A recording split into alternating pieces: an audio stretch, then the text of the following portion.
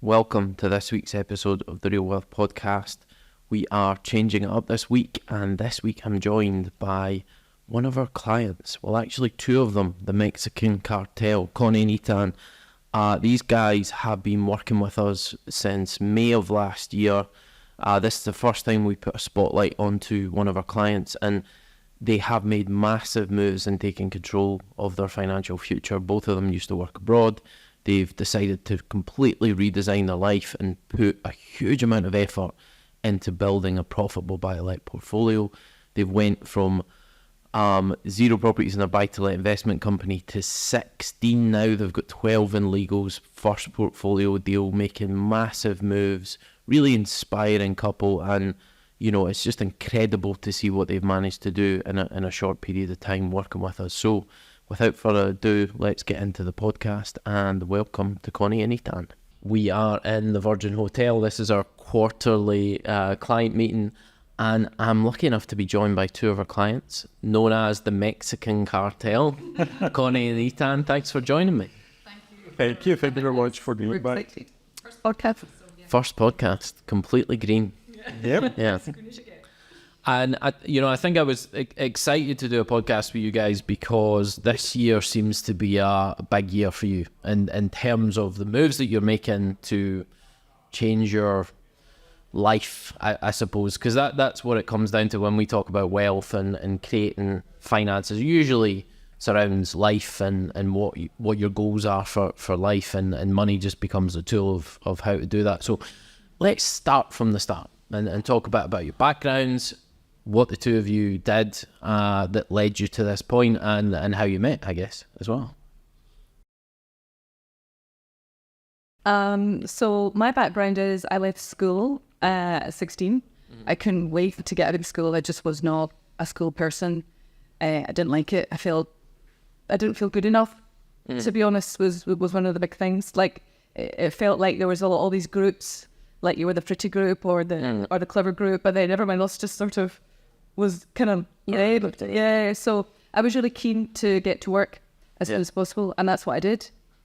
And then I think that point on school is quite an important one, because you know, we talk about school and the structures of school, and you know, I was listening to, I think it was Kim Kiyosaki talking on social media the other week about schools and the structure, and the fact that it really makes people think that there's a right and wrong answer to everything. There's a structure that things have to be done by, you know, it's very regulated, formulated. You're either right or you're wrong, you're good or you're bad, and that sort of black and white just doesn't exist in the real world. And I think a lot of people struggle with that from a young age, and certainly I did. You know, I didn't like the idea of there can only be one right or wrong answer, and that is just not reality, right? No. And unfortunately, it sticks with you. Like, there's things that stick with you, you know, that you carries through, and you don't realize it. You know, a teacher says something to you negatively, and at that young age, you use that to define yourself. Yeah, you're like, rightly or wrongly. You're like, well, the teacher said it, so it must be true. Yeah. Like, you know, and you don't realize that that's one of your beliefs. Yeah. Starts to set in. Well, I mean, these are very superior people within your formative years who have a lot of authority around you. So, you know, you take what they say seriously, right? And it can really form not just, you know, the choices you make in life, but the way that you view yourself. Yeah, no, definitely. And so I was really keen just to get out of school, and really I just wanted to have money. Like, I just wanted to earn money and be able to do what I wanted to do when I wanted to do it. And so I left school and I started off as an office junior in a local accountant's office, just doing filing and making teas and coffees for the clients that come in, doing a bit of reception and things like that. And I stayed there for quite some time, and then I wanted to get into the city, into Glasgow City. And so I got a job in one of the big six at a chartered accountant's office. And I was... Which one? At that time, it was Coopers and Lybrand. Right. I think we changed to PricewaterhouseCoopers. PricewaterhouseCoopers. Further down the line, but I was coming on that. And I just remember coming away from that interview thinking, I really want this job. I really want this job. I thought, this is my moment. And I got it. Yeah. And I was so excited. So I worked there for quite a few years. And then during that time, I started thinking, there has to be a wee bit more to life than this. Yeah. Like, I remember getting on the train every day at the same time. Yep. Like the whatever train, 7:34 or whatever it was. And you see the same faces. Yep. And I remember thinking, and then I'd get the same train home at night and you'd see the same faces.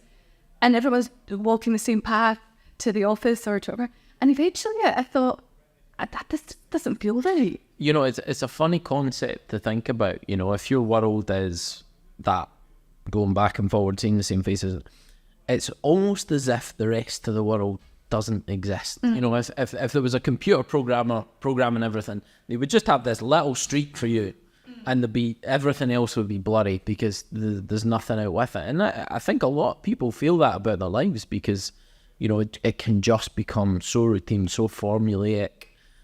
And definitely when you're working for the bigger firms as well, your career can become quite formulaic in terms of the opportunities and stuff like that. You know, But it goes back to what you were saying. I think school, I mean, the school, they're always teaching you to get a job. Yeah.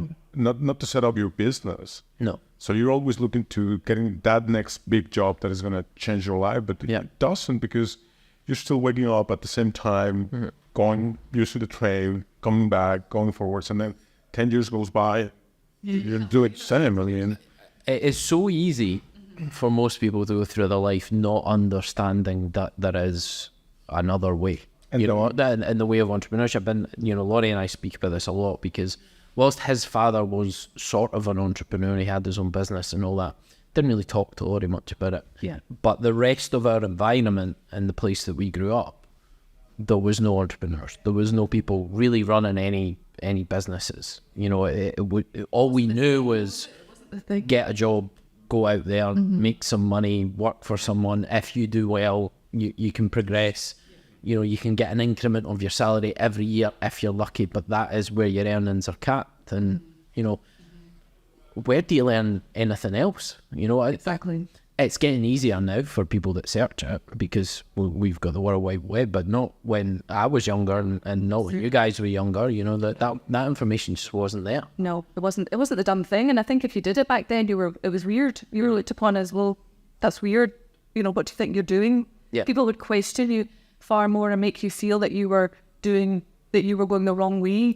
Taking a risk. You know, how is this going to work? You know, which I find quite interesting because, like, for example, you bet on having a university degree and it's going to come at a cost, right? And when you take that same money to set up your own business, I don't know why people just tend to see the business as a failure already without even... It's just fundamentally now a much better bet to do something for yourself than investing in that college degree. Because, you know, I went through... So my brother is 12 years older than me. So when he left university and he got a degree from Edinburgh in politics and economics, that meant something. You know, he got a really good job out of it. It meant something. But fast forward 12 years to when I was finishing university, it didn't. You know, everybody had a university degree. Everybody had a master's. It was the normal thing. And when I went to try and find a job as a chartered accountant or to train to be a chartered accountant, the first job I got offered was £11,000 a year. Now, okay, we're going back to 2005, 2006, but that was still no money back then. You know, it was less than what my mates that were apprentices or had went straight into trade were earning at that time. And I'd just done 4 years of university, and it was bizarre. You know, I actually had to turn that job down because it wasn't enough to pay the tiny mortgage I had on this little one-bed flat I had. So, you know, when you think about it in those terms, it's just like, people are so happy to rack up debt, keep them with the status quo because everybody's comfortable with that. But when you actually put it into perspective and look at the amount of money that's invested in that, you know, okay, in Scotland to a degree, higher education was funded, part funded. You still had to put yourself through it. You still had to pay, you know, all your accommodation and travel and all that. But most countries it's not. No, exactly. And it's hundreds of thousands of pounds people can spend. When you think about what you can achieve in business with £100,000 or £200,000 worth of investment, Exactly. you know, it's a no-brainer. You know, what is that university degree getting you out the other end? It's getting you in a queue, you know, that you may or may not. It's just going to look where that takes you, Yeah. I guess, to a point. Yeah. So And so I thought to myself, there's got to be more. There's something more to life. And so I decided I was going to go to Australia. And so I did at that time, well, I think it still exists, there was like a working holiday visa, it was called, and it was for a year. And so like you worked for a bit, then you travelled, and then you worked, that was the kind of premise of it. And so I did that. I took myself off to Australia because I thought, the grass is greener. And it was, to be fair, for a while. And then after that, I had a friend who was in Hong Kong, so I moved to Hong Kong. But I had no money when by the time my year in Australia was up, I didn't even have that money for an air ticket to go anywhere, even to go home, to be honest. Yeah. Anyway, my lovely big sister lent me the money for the airfare to go to Hong Kong. Oh, brilliant. So I stayed there for a few years. And that was a brilliant time. Loved it. And then I moved around a wee bit after that to a few other countries. And then after a while, came back here. And my plan was kind of to stay. I bought a flat. What was the decision point to come home? You know, I haven't experienced everything you would have naturally in Australia or Hong Kong. It was more personal reasons that brought me back. Because a lot of people, you know, once they've kind of tasted life abroad and, you know, me to a certain degree, you know, working in oil and gas, you're never in the most affluent of places, you know, there can be some pretty grim reality when you're on the forefront of oil and gas. But, you know, I did have time in Azerbaijan, which I loved, fantastic country. Moscow to a less degree, you know, it was still really cool city and just very cold in the winter, and I always preferred to be in the sun, and you know, but and then laterally I was in Texas, and when I came back to the UK at COVID, really just during COVID, I really struggled. Yeah. And I still continue to struggle with living in Scotland, even although my family are here, my kids are here, you know, I love the people around me, but the country I really struggle with, just because, you know, the weather, the economics, the government, the SMPs, you know, It was like, you can understand why people don't come back, you know, and it's probably more common to hear people leave and not come back than people to leave and come back. There's usually extenuating circumstances. For me, it was COVID, and you know, obviously through that, Laurie and I built a business, so you know that changed the game a bit. But you made the decision to come back, and then life circumstances kind of guided me to that point. And then, I mean, I loved being away, and I agree with what you say. I never really saw myself coming back. Yeah. For reasons similar to what you just said. Like, I think when you have been abroad, your perspective and how you see things is changed forever. And then when you come back to your home country, it's very different. Yep. Once you've been exposed to such a huge variety and range of cultures and countries and things like that, it really, you know, it's a hugely positive experience. Yep. And then when you come out of that and go back to what was your norm, it's not an easy thing. Yeah. And it can be nice for a little while. well, that's the thing. But once that sort of novelty factor, Yeah. so what? But as it turned out, it wasn't to be forever, because I came back for a while, and then I went abroad again because I got itchy feet, because I do get a bit bored. Yeah.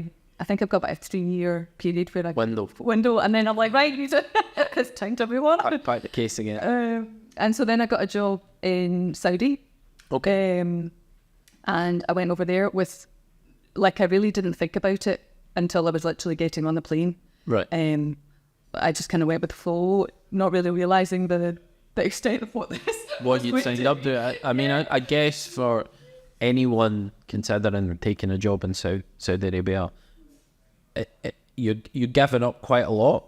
I mean, I've heard from, I've been to Saudi a couple of times through my job, but never for any period of time, like weekends here or there. But I know the life there is not what we are used to. No. And keep in mind, this was like 5 years ago, right? Yeah. So It's changed a lot in 5 years. Yeah. It was way more conservative.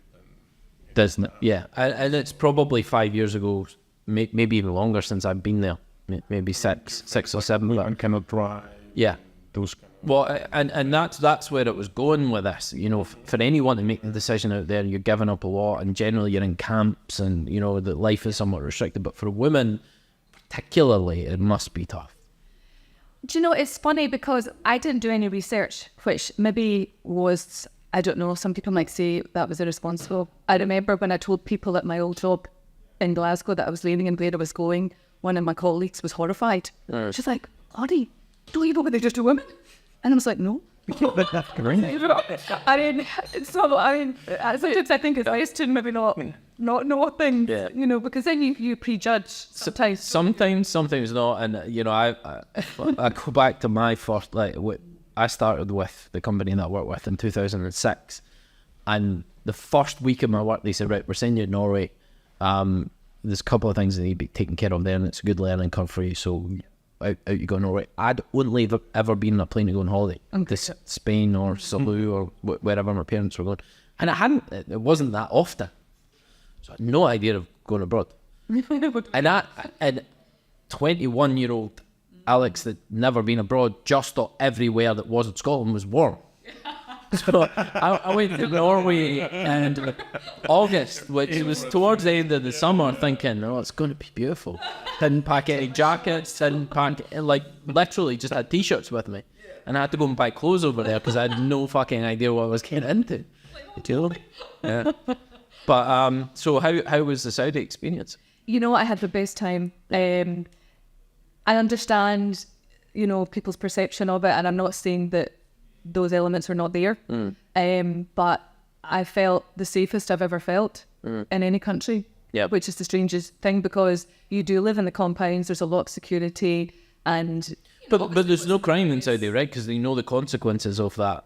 Well, exactly. Yeah. Exactly. It was quite shocking to learn that just last week they were in the main square chopping off hands of a thief, right? Yeah, but they're still out there, isn't it? That's still doesn't happen. Yeah, when they told me, you want to come next week? I was like, no, fuck. What? But I mean, other than that, I mean, like, very safe. Yeah. Very safe. And I had a wonderful, my boss was amazing. He did a lot for me personally, actually helped me out with a few tricky things. And my colleagues, and that's the thing, I think they see you as a woman in a country where it is quite challenging. Yeah. And they actually go above and beyond. Like, support you. They're the nicest people that I've ever met. And, you know, because some things are more trickier for women, they do, like, they help you. Yeah. And they're always there for you. And, you know, it was lovely, I've got to say. It felt like a real family. Yeah. Which you wouldn't get that feeling from the media or the press or... No, you wouldn't. Like that. So that... It was an eye-opener in terms of that they do genuinely look after you. And they are, I think, very aware of, you know, your situation in that country. And as a visitor, they want to make it a good experience for you. Oh, yeah. So, yeah. So the Saudi journey ended at some stage, I guess. So what was the driver there? Was that just the end of the job, or... Well, that's where I met my wonderful husband in Saudi. So that's Are you working for the same company? No. So there was no HR firms involved? No. Different companies, but yeah, that's what we met. So that's why it was one of the best experiences. Yeah. Because I got to meet my husband. Yeah. And which, honestly, so we met there and then we stayed for a wee while, but then we decided it was time to move on. Right. I mean, there was a few things that... Yeah, I mean, it circles back to having that perfect job, right? I mean, like... And we were having this conversation, like, what's the problem with having the job with your dreams? And the problem is that it's still a job. Yeah. You don't own your time. No, you don't. Yeah, and it doesn't matter how much money or how much good they're treating you, it's still a job. They're going to get rid of you anytime. They're going to... I mean, you felt like you touched that ceiling. I mean, there's no scope, like, for women. Within the job that I was doing, like, you couldn't really move on. No. And if you were going to move on, your boss had to approve it. And they don't want to let you go. Yeah. Because they don't want to give up, because you know what to do, you know everything, and everything flows and everything's nice. And so they're keen to keep you. So it's a tricky situation, and it would take you a long time to try and escape their clutches. It can get a bit morbid once you get to a certain stage within the organization. And I had a similar situation when I was in Texas. I was finance controller for this oil and gas company for the US, Canada, Mexico, Brazil, and Argentina, so Latin America. And that was the plateau for me, other than getting to VP of finance, then CFO level. So I knew my VP wasn't going anywhere anytime soon. So my only option was, are you going to die? You know? How long is it going to take? Like, Can we move it on, please? And I've never been one to move companies. You know, I've had 2 jobs my entire life. You know, I had a job in a restaurant cooking when I was at university, and then I started with this oil and gas company, and I was with them for 15 years before Laurie and I set up ourselves. Yeah. So I've never been one to move between companies. So I knew that probably wasn't going to be me. And in Texas, you know, even if I wanted to stay there, which I didn't, my options would have been really tough because my work visa was based on the company. So going to another company would have been challenging. So no, I entirely understand that ceiling that naturally comes, and also just lifestyle by design, right? Because you know, Saudi might have been great, but you maybe wouldn't have chosen to be there in the long term, and you don't have that choice with that job. At the end of the day, I mean, I was there for money. Well, for experience and money. Yeah. And really nothing would have changed. So I would really have just been staying there for money. And as lovely as that is, and as helpful as that is, and as needed as it is, I think there comes a point where you have to look at it differently and say, well, you know, that's great. I'm earning a great salary and I've got all this money, or a good size of money, but what else have I got? You're exchanging away from that time for money, and you're ultimately doing something. You're choosing to do something you wouldn't have done otherwise in exchange for money. And even when it's a lot of money, it's still a sacrifice, right? And you know, this I've spoke about this in the podcast before, and it was the big turning point for me was when, you know, I'd spent 5 years in Azerbaijan. We built this massive project. We'd done a $500 million project for BP, which me and my boss and a small team of guys had negotiated with the local government to use their facility and upgrade it, and executed and made something in the region of 20 million more than we should have on that project. And I got this like $12,000 bonus at the end of it.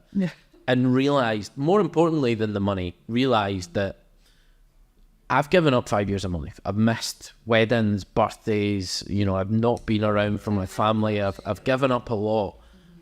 And all I've done is receive. You know, it was a good salary, but the problem for most people that get a good salary is they're very good at spending the good salary. You know, the house has to be nice, the car needs to be a bit nicer, even though you're never there to enjoy it. You end up finding a way to spend it. So you've achieved very little there with that extra money. And you look back and say, right, what have I achieved for giving up all these things in life and sacrificing all these things? And the reality is you've not achieved very much. There's going to be no legacy there for you because it's, you know, it's a job. You know, if you're gone, they'll move on to the next guy, and, you know, they won't miss you, and they'll find someone else that can do it. You know, there's no mention of you in the history of this project, which was a historical oil and gas line to Europe.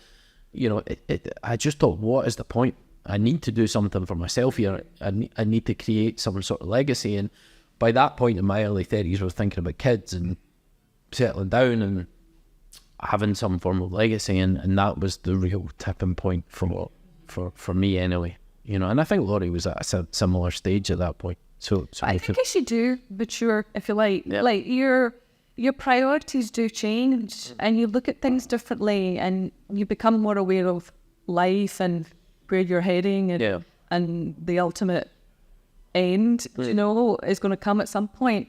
And don't get me wrong, in my 20s, doing what I did wouldn't change a thing. You know, I loved it. You know, I spent time in Spain, Tunisia, Azerbaijan, Russia, you know, it was Norway for 2 years. I loved it. You know, it was great at that age, but it wasn't right for me in my 30s. And I seen fast forward into some of the guys that were there in their 40s and 50s, and they were 3 divorces in, and you know, all they had was the company, and they spent every penny they got just trying to make themselves feel a bit better for the mess that they created, you know, and it just wasn't me. Yep. So let's hear a little bit about your background. What brought you to Saudi? Oil and gas. I've always knew that I wanted to work abroad. I mean, I'm from Mexico, so I went to uni, get scholarship. Like, I literally check in all the boxes, right? And because that's what you do in Mexico. Like, that's literally, you have to have a career, a university degree if you want to do something decent with your life. And I did, and my first job was in finance, which had nothing to do with my degree, industrial engineering. Yeah. But I just had to, because of life circumstances, I just had to basically suck it up. And 2 years later, I'm just browsing, and there's this job opening in oil and gas company, and I said, you know what, why not? Yeah. Oil and gas always been in the back of my head, right? Yeah. I just said, why not? And then I had nothing to lose. And I remember that time clearly because, I mean, it was literally, you would do the exact same thing every Friday. Leave the office, go to the pub, get wasted. Yeah. And that was literally what you would do. Like, Yeah. And I remember that I was hungover that Saturday, terribly hungover, and the phone rings. And it was this HR lady about that job. And I was just like, compose myself. Yes. A few heavy coffees. Ready for an interview on Monday? Yes, sure. And so, yeah, I mean, the rest is history. I mean, I went to this interview, got the job, literally resigned on a Friday, get started on a Monday. And I always wanted to work abroad. And 3 years later, as soon as I got that opportunity, I just jumped into it. Yeah. And I remember that time you were thinking about the decisions that you made on your life, and looking back, how they would impact it. There were 2 job offers, one for Odessa, Texas, and one for Al-Khobar in Saudi Arabia. Yeah. As a Mexican, I mean, you get used to having U.S. as your neighbor. Yeah. That's nothing really new. So I just was like, you know what? You wanted the experience. Let's go crazy. Experience. I didn't knew anything about Saudi Arabia, Middle East. So you both went in blind. Perfect, absolutely. And You went in blind, but you didn't come back hatless. at that time, I remember that my hiring manager in Saudi Arabia, he was like, do you have any questions? I'm like, yeah, well, I'm getting it too. And he is an Austrian guy, and he's like, I'm going to tell you the same thing that they told me. You're not going to a different country. You're coming to a different world. And he couldn't be more right. I mean, as soon as I stepped, if you landed in Dammam airport, Yeah. everything is just completely different. I mean, the lineups, the custom agent in the border, everything is just different. Yeah. 5 hours to clear customs. I thought the system was solved. Yeah. It turns out that was, that's normal because they all go to prayer and the smoke and the tea and, okay, fine. Then rather, oh God, you cannot do anything in front of anybody. So it was just crazy. It's hard to run any sort of operation during Ramadan and that series, you know that you have to be. I mean, we used to run in Azerbaijan to a lesser degree. Obviously, it's a Muslim culture, but they're a little bit more liberal because of the Russians were there. They were part of the former Soviet Union, so we could almost deal with Ramadan, but you still had to be very careful because it's in the middle of summer. Most of the day, it's hugely, it's so hot. And the guys aren't taking water during the day, and, you know, it's a massive HSE night. Yeah. It's a big thing. It's a huge Everything shuts down, I mean, literally during Ramadan. I mean, and you as a foreigner, you're like, well, I'm not a Muslim, but yeah, but you cannot eat or drink in public. No. You have to hide. Well, that's the difference in Azerbaijan. That's not imposed on other people, but I fully expect that would be in Saudi. In Saudi, where all the expats were hiding in my boss's office, used to have a sandwich. You're feeling like Sure, like criminal. You're doing drugs or like what's going on? What are they doing in here? Just have And- water. And yeah, I mean, 4 years in and through mutual friends, that's how we met. Yeah. And yeah, the rest is history. So you were both 4 years in Saudi by that time? Oh, I was 5. Well, no, we met about a year and a half in, Right. Year and a half in. but 4 years in total in Saudi. And then we left. Well, I left. You left, but you were still working there. That's where things got. I had one of my first live lessons. I love this job, Alex. You have no idea. I was meant for this job, and I did a great projects. Yeah. And then the 2016 downturn in the oil and gas, and yeah, they start getting rid of people, Yeah. and yeah, it was me. So I had to go back to Mexico, and it was so, I don't know, I just felt heartbroken. No, betrayed, heartbroken, like everything. I mean, I seen it during COVID with the company that I was working with, that I always felt like I was one of the company top performers, so you always felt insulated from it. Exactly. And during that period of COVID, and the company was struggling, and it was clear. They were waiting on big projects that just weren't coming off because of COVID.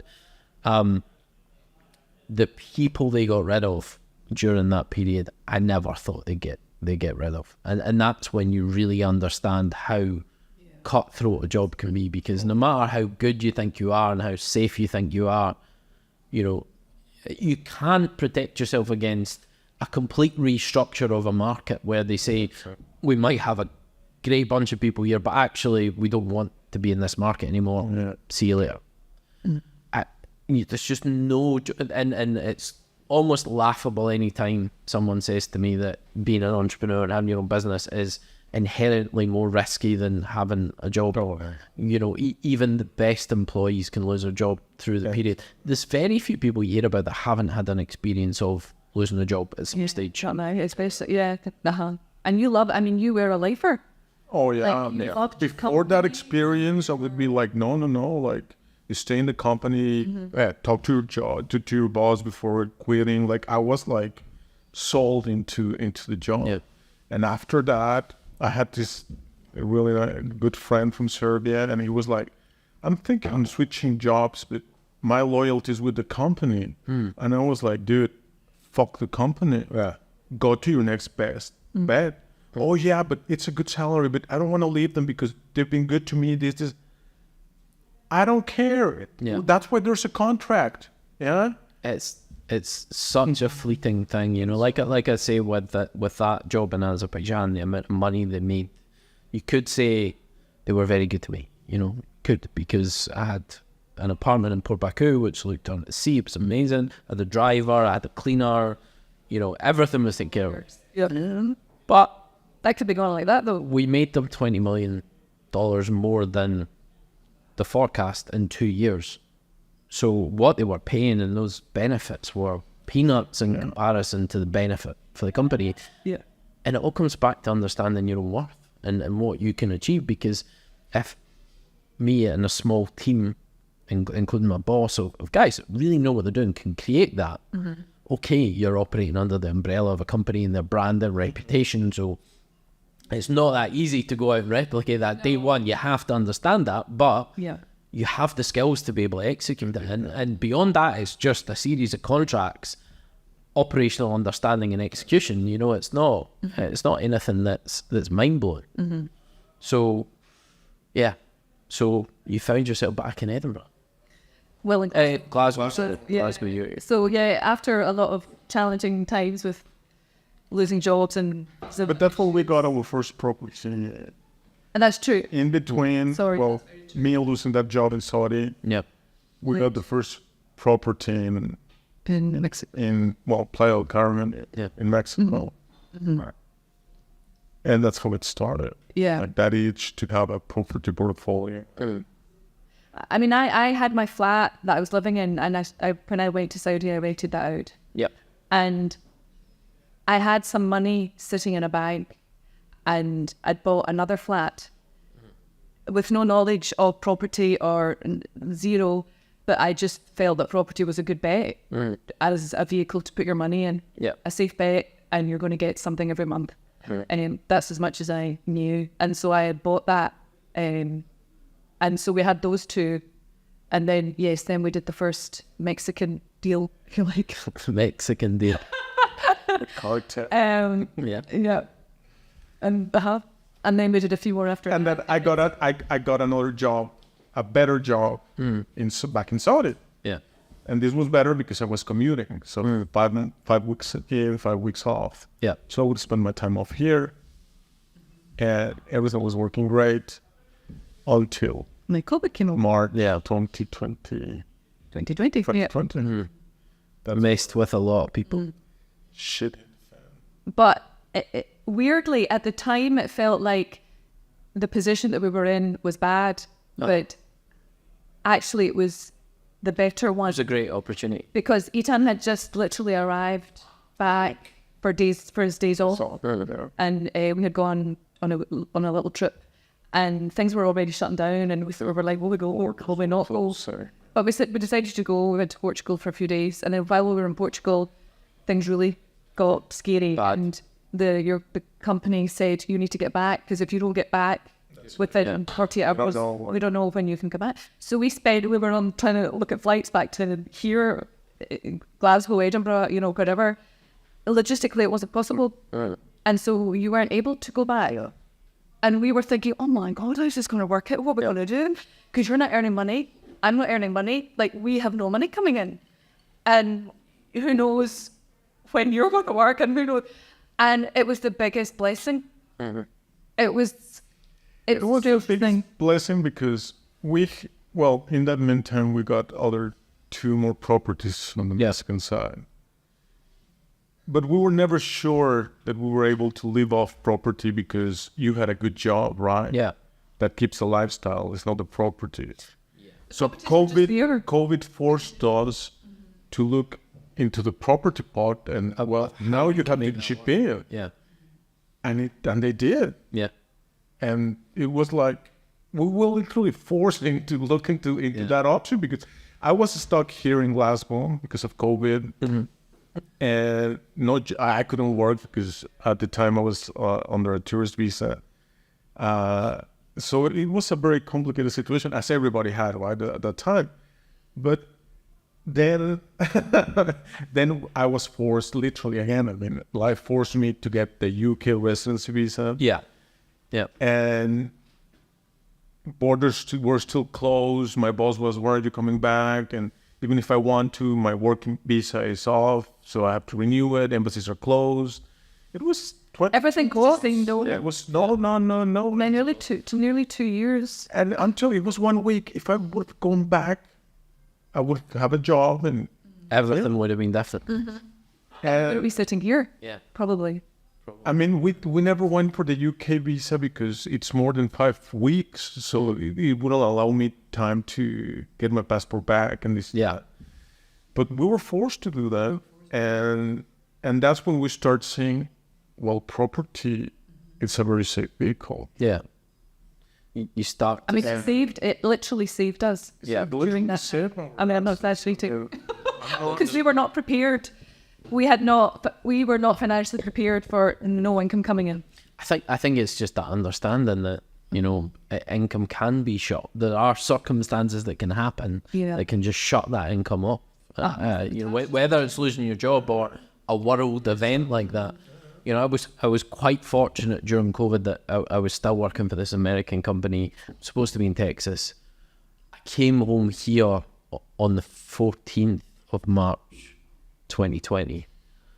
And I remember sitting in the hotel, the hotels are really strange in Texas. They're not proper hotels. They've got like little kitchen areas you can go and make your own stuff, but you don't really, that's really horrible. I hate them. Yeah, and then they do breakfast in the morning, but it's like they throw out some cereal and then there's some microwave sausage thing. It's hideous. But they're all like that, even the good ones. But I remember sitting in this breakfast thing, like a day before I was going back, and I was getting calls saying things again. What's going on with COVID? It's getting a bit crazy. And literally there was like Trump on the TV over there, but there was no sound on it, and I wasn't really listening. And I kind of think about it like Armageddon was hitting around me, and I had no idea what was going on. I was just so, because I was not long into this job, I was just so focused on it and thought, right, I'm going home on Thursday or whatever it was. I need to get all this stuff done before I go, and then I'll jump on the plane. And there was a bit of chatter about it, but not much. No, I got on the plane and I never got back. I thought it was you.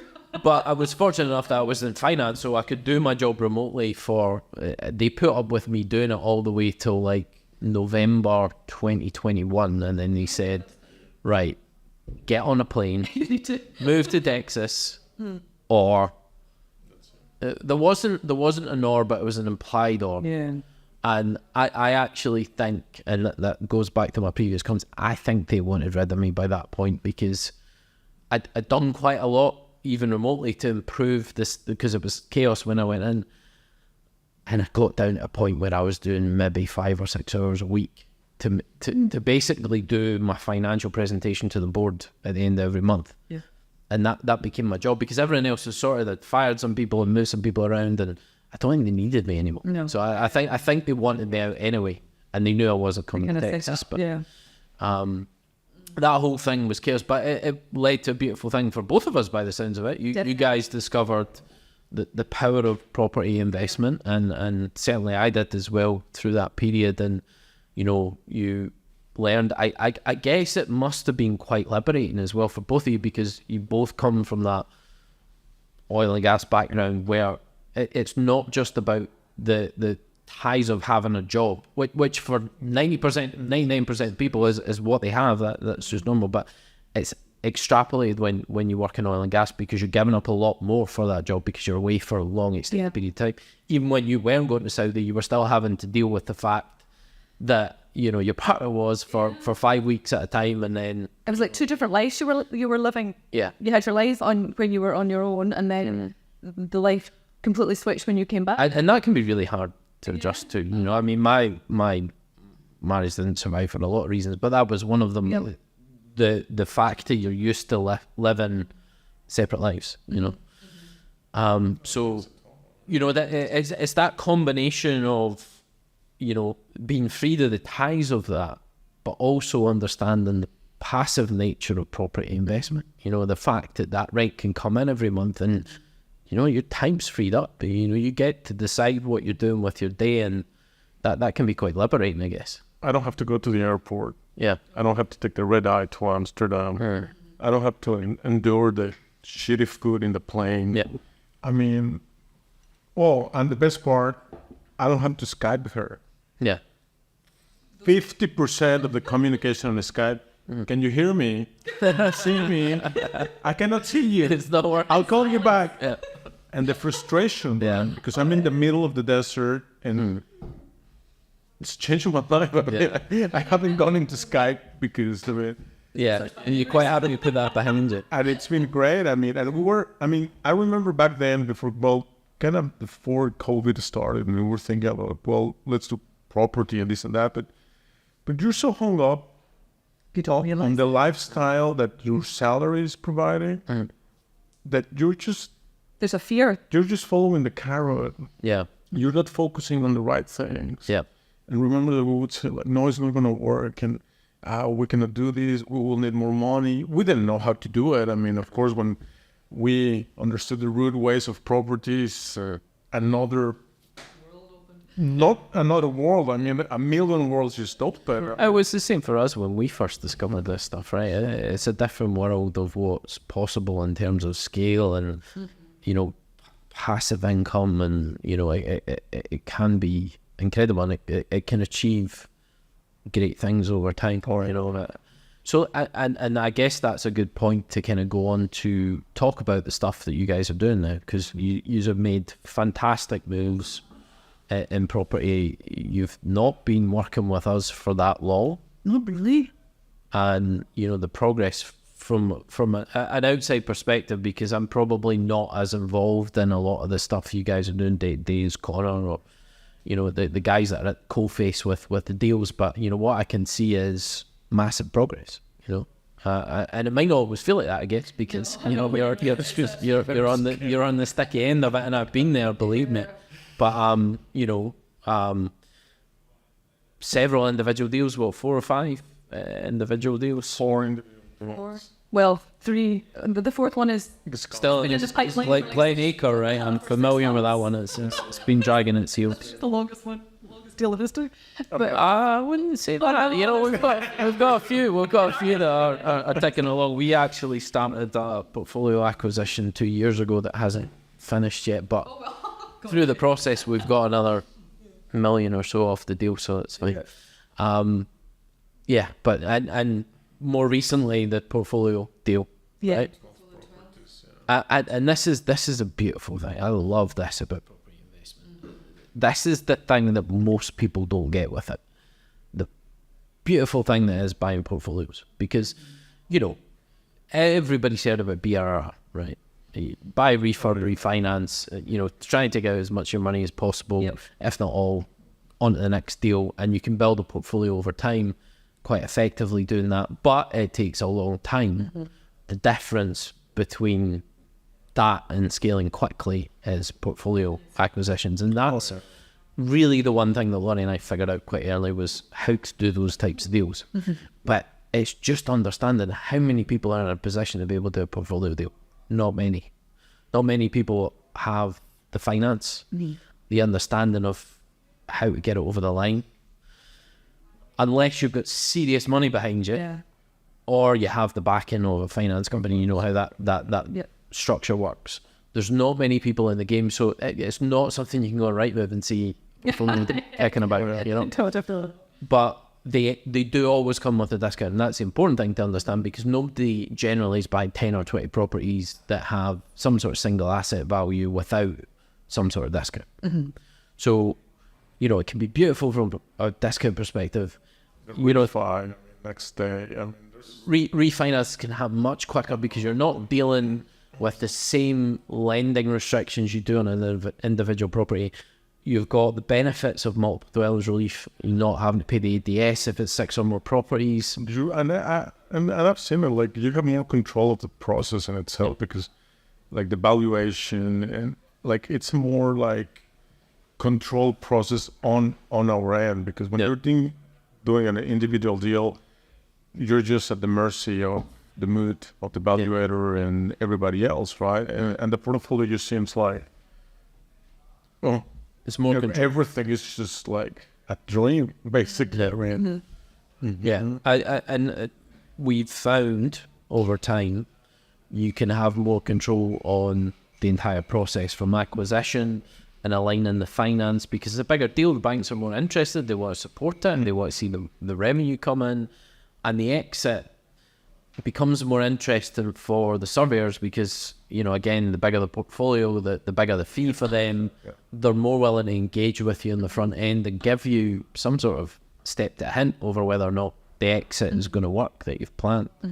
So you guys are on track with deals that are in Leo's for 15 properties, is it? Thereabouts? for the portfolio. No, in total. It'll be 16. 16. Fantastic. End of January 16. So that's within what period? May? We did it this turn. May. Well, we signed up May. 7, 8 months. I mean, it's incredible, you guys. We're obviously here to support you, but making the moves is the hard bit, right? I mean, getting your head in the right space to make these moves. You use every stage you've went into it. It's funny because it doesn't always feel like that. No. Like sometimes it feels like you're not really doing very much. Yeah. Because there's sort of peaks and troughs, isn't there? Well, you do a deal, it's exciting, the deal's coming. And then it's like 3 months later, the deal's still closed and you're left. Not exactly. And you think, should I be doing more? Like, should there be something? Am I missing something? Or, but it's just the process, isn't it? But when you're in it, it feels very different, as you know. Well, sometimes. Our first big deal was the 83. I always get this wrong whether it's 82 or 83, but I think it was 83. properties in Lanarkshire, and we agreed the deal with this crazy Irish guy that owned them at Strathclyde Park, which is incidentally right next to my house now. I didn't even know when I was at the time when I first met him, but now it's right next to my house. In I think the January, and he just went in and said, you get 20% discount off it. If you want any more, you can just fuck off. That's the deal. Yeah. That was it, done. And it took until the October to close it, and it felt like forever. You know, it was this huge deal, and I don't allow myself to get excited about deals anymore because you just don't know until it's done. I'm the same. Etan's like, we've got 12, and I'm like, well, we don't. Until it's... So we're in the process of doing the biggest deal we've ever done. It's over 12 million worth of assets. I'm not even thinking about it until I'm signing papers and the legals are about to finalise because... But, and that being said though, we've had more individual deals fall down than portfolio deals. The only portfolio deal we've ever had that's fallen down, including clients and ours, is this portfolio that we're about to buy that's worth 12 million. Okay. It fell down a year and a half ago, didn't work out, and now it's come back. So technically, you know, we've still not had one that fall down.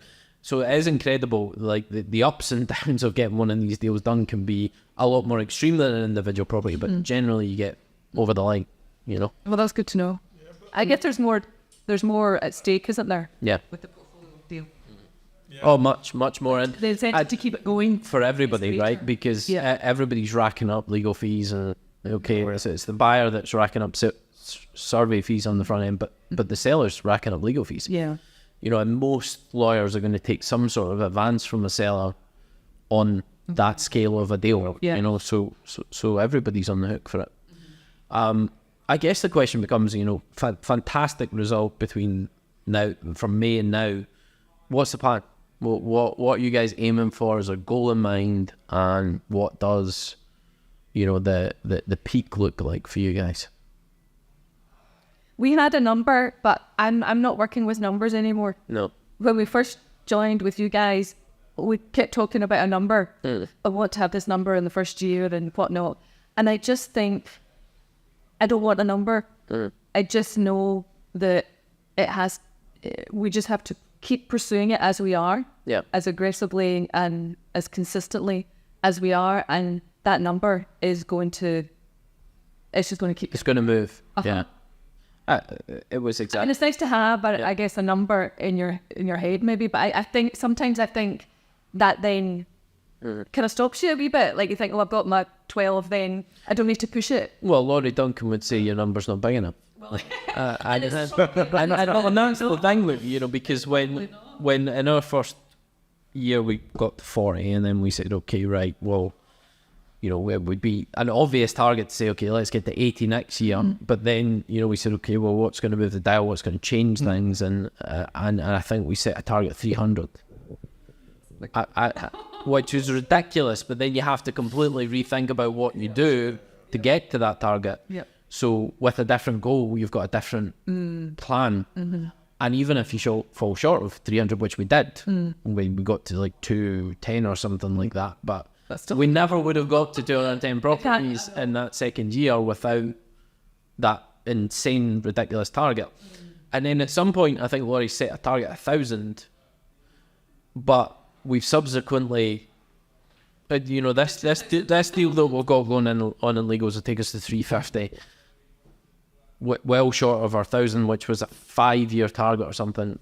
I'm not saying we're not going to get to 1,000. I think what I've realised though is, understanding the peaks and troughs of the market, you need to change your strategy a little bit, you know, because we sold some off at the end of last year knowing that the market was going to take a downturn, and knowing that was going to be really good for us.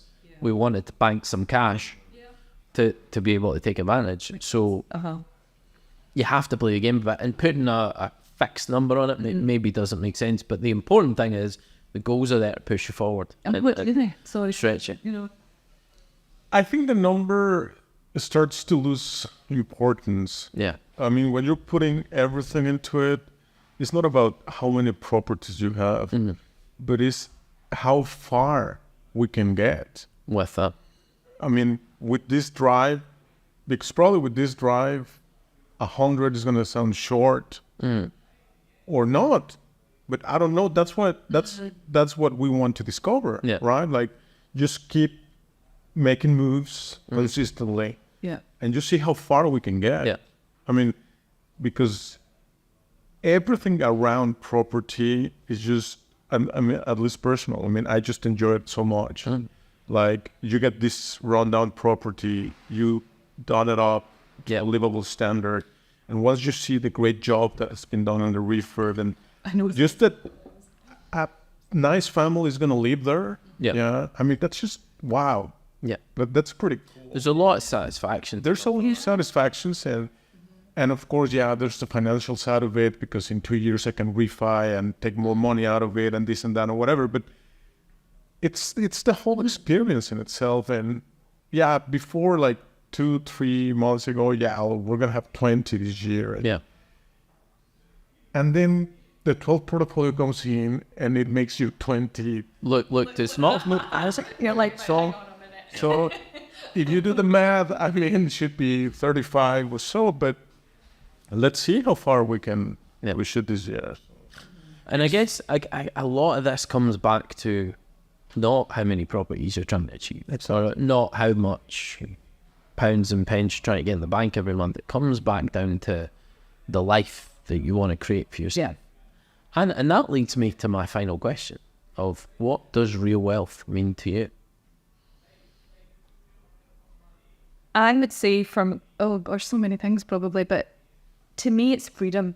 I know that's quite a bog standard answer that so many people say. Yeah. But I don't, I have a real particular view in life that I think we're here to live as free a life as we can, and not be constrained as much as possible, like in all aspects. I think most people understand the strive for freedom. Yeah. What most people don't get to is the second most important step of understanding what freedom in life means to them and what their life looks like when they have the choices to do whatever they want to do. People find that scary. Yeah. And so they would rather stay in a more controlled... Yeah, because they have structures you don't have to think about. Because they don't need to think. Whereas, if I don't do anything one day, I'm okay with that. Like if I have a lazy day, it's okay. But it's your choice. But it's my choice. I'll make it up the next day or whatever it is. But I want to be able to say to myself, I'm doing nothing today. That's what I choose. There is a massive, and I'm realising this more about myself as I grow older, but there's a massive challenge in being a human being is that naturally we're quite habitual. And happiness and how we define happiness is quite closely defined and extrapolated by differences within our life, variables, that things that, they say if you go on holiday, people are at the peak enjoyment within 48 hours of their holiday, then it starts to dip. And the average person is using words to describe their favourite part of the holiday, like the first time, and it's that experience of having your best day ever. If you had the same day every day, you'd still get bored of it. As a human being. So it's battling the habitual nature of us as human beings versus our need to, have enjoyment, and, it can't be replicated over the same time. So I genuinely think this is one of the hardest challenges as a human being. Most people never even get to the point where they get to think about it because they're just in daily grind. They're on that train, they're seeing the same faces, they're going to the same office. There's nothing to think about there.